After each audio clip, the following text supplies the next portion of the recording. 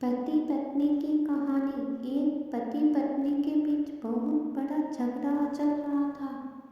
वह दोनों एक दूसरे का चेहरा भी नहीं देखना चाहते थे। तो कुछ लोगों ने उन्हें काउंसलर के पास जाने की सलाह दी। वे दोनों अपने रिश्ते को एक आखिरी मौका देते हुए काउंसलर के पास चले गए। दोनों जब ऑफिस में दाखिल हुए तो काउंसलर ने दोनों के चेहरों पर गंभीर तनाव देखा। उसने दोनों को बैठने को कहा। जब वह बैठ गए तो उसने कहा, अब मुझे बताओ कि तुम्हारी समस्या क्या है। तो वे दोनों एक साथ एक ही सांस में एक दूसरे पर आलोचनाओं के पहाड़ डालने लगे। वो दोनों अपनी अपनी बात से पीछे हटने को तैयार ही नहीं थे। काउंसलर ने दोनों को अपना गुस्सा निकालने दिया और चुपचाप उनकी लड़ाई खत्म होने का इंतजार करने लगा।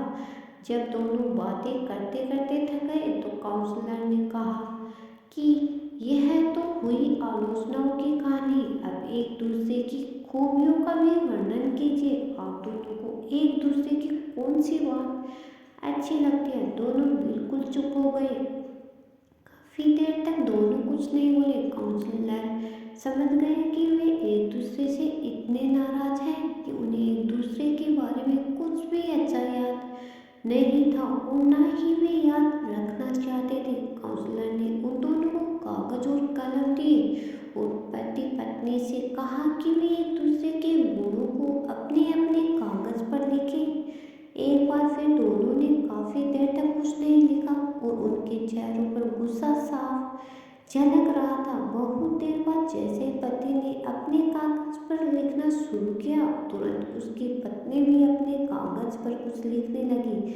ऐसा लग रहा था कि दोनों प्रतियोगिता पर अपना पेपर भरने के लिए बैठे हैं। जब उन्होंने देखा तो पत्नी ने काउंसलर को अपना पेपर सौंप दिया, मगर उसने वह पेपर लौटा दिया और कहा कि वह अपने पति को दे दे, वह खुद पढ़ेगा। पत्नी ने उसे कागज दे दिया और उसका कागज ले लिया। दोनों पढ़ने लगे और कुछ देर बाद पत्नी की आंखों से आंसू बहने लगे। दोनों एक दूसरे की तारीफ बढ़कर बहुत खुश हुए। कमरे का माहौल अचानक बदल गया था।